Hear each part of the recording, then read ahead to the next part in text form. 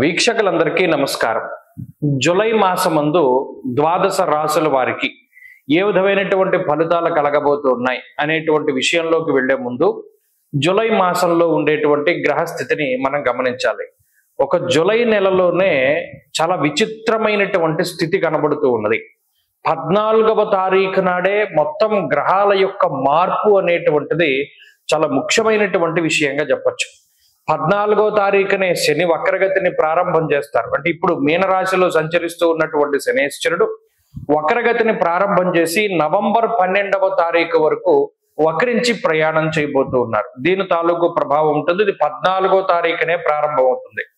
అలాగే 14వ తారీఖు నుండి దక్షిణాయనం ప్రారంభం. అంటే సూర్యుడు మిథున రాశిని వదిలిపెట్టి కర్కాటక సంక్రమణం చేసేటువంటి పుణ్యకాలం కూడా 14. అలాగే ద్వాదశ రాశుల వారికి కూడా ఈ మాసంలో ఏ విధమైనటువంటి ఫలితాలు కలగబోతున్నాయో కూడా మనం ఇప్పుడు తెలుసుకుందాం. ధను రాశి వారు జూలై నెలలో ఉండేటువంటి గ్రహస్థితిని గమనిస్తే ఈ రాశి వారికి గురుబలం ఉన్నది.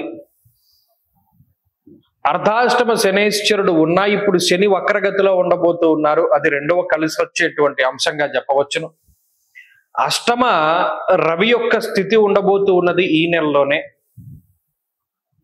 భృగు షట్క దోషం తొలగిపోతూ ఉన్నది ఈ నెలలోనే. అలాగే దశమంలోకి కుజుడు రాబోతూ ఉన్నాడు ఈ నెలలోనే. అదే మాదిరిగా అష్టమందు బుధుడు వక్రించబోతూ ఉన్నారు ఈ నెలలోనే. అంటే ఎన్ని మంచి ఉన్నాయో అన్నే రీతిగా చెడు కూడా ఉన్నాయి. ఇది ఇక్కడ 90% బ్యాలెన్స్ అయిపోతుంది. అంటే ధనురాశి వారికి ఎన్ని గ్రహాలు అనుకూలంగా ఉన్నాయో అన్నే స్థాయిలో ప్రతికూలతలు కూడా ఉన్నాయి. ఆ గ్రహాలన్నిటికీ కూడా బలాబలాలు సరిపోతూ ఉన్నాయి. అందువల్ల ఏంటంటే మిశ్రమంగా వెళ్ళిపోతుంది. జూన్ నెలలో కొంత ఇబ్బందులు ఉన్నాయి, కుటుంబపరమైన సమస్యలు ఉన్నాయి, ఉద్యోగపరమైనటువంటి వృత్తిపరమైనటువంటి సమస్యలు ఉన్నాయి. అయితే వాటిని అధిగమించారు. అక్కడ గురుబలం ఉండడం ద్వారా, బుద్ధి మీ మేధస్సు సరిగా పనిచేయడం ద్వారా, లేకపోతే మంచి వ్యక్తులు పరిచయం అవ్వడం, వారి ఏమైనా మీకు ఉపకరించడం ద్వారా, లేదు మీ మాటకి ఎవరైనా సరే ఇన్ఫ్లుయెన్స్ అవుతూ చక్కగా ముందుకు వెళ్ళినటువంటి పరిస్థితుల ద్వారా, ఏదేమైనప్పటికీ జూన్ నెలలో వచ్చినటువంటి ఇబ్బందికరమైన పరిస్థితుల్ని ధనురాశి వారు దాటగలిగారు. జూలై నెలలో ఏంటి అంటే ఇక్కడ సమస్య రాదు. సాధ్యమైనంత వరకు మీ పని మీరు చేసుకుంటూ వెళ్ళిపోతూ ఉంటారు. పనులన్నీ కూడా సక్రమంగా సాగుతూ ఉంటాయి. అలా లేట్ అవ్వో అలానే గమ్ముని అవ్వవు, ఎప్పుడు అవ్వాలో అప్పుడు అవుతూ ఉంటాయి. ఉద్యోగపరమైనటువంటి ఒడిదుడుకులు ఏమీ ఉండవు. అకారణంగా ఉద్యోగం కోల్పోయే పరిస్థితులు ఉండవు. అలాగే మిగతా వారి వల్ల దోషణ భూషణలు ఏమీ ఉండవు.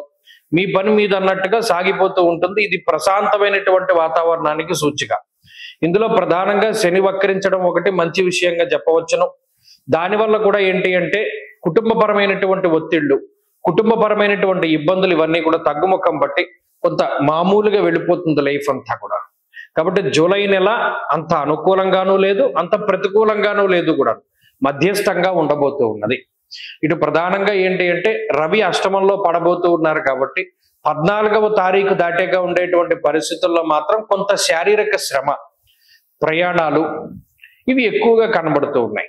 కొన్నివి విహారయాత్రలకు వెళ్ళొచ్చు, దైవ దర్శనాలకు వెళ్ళొచ్చు, తీర్థయాత్రలకు వెళ్ళొచ్చు, లేదా మీకు ఉండేటువంటి ఉద్యోగపరమైనటువంటి పనుల మీద బయటకు వెళ్ళొచ్చు. ఇలా తిరగడం అనేటువంటిది ఏంటి అన్నది మనం చెప్పలేకపోయినా శారీరక అలసట ఉంటుంది. అది మంచి వాటికే ఉంటుందన్న విషయాన్ని మనం చెప్పొచ్చు. కాబట్టి ఇలా కుటుంబ ఆర్థిక పరిస్థితులు, ఆరోగ్యం, వ్యాపారం, ఉద్యోగం, విదేశీయానము ఇవన్నిటి పరిస్థితులు కూడా సర్వసాధారణంగా ఉన్నాయి. ఇందులో ఇబ్బంది లేదు, అలానే లాభము లేదు. కాబట్టి ఇలా మధ్యస్థంగా జూలై నెల వెళ్ళిపోతుంది. కాబట్టి మరిన్ని మంచి ఫలితాలను వీరు సాధించడానికై ప్రతిరోజు కూడా ఆంజనేయ స్వామి వారి యొక్క ఆరాధన, శ్రీరామ రక్షా స్తోత్రాన్ని ప్రతినిత్యము పారాయణ చేస్తూ ఉండడం కూడా చెప్పదగినటువంటి సూచన. స్వస్తి.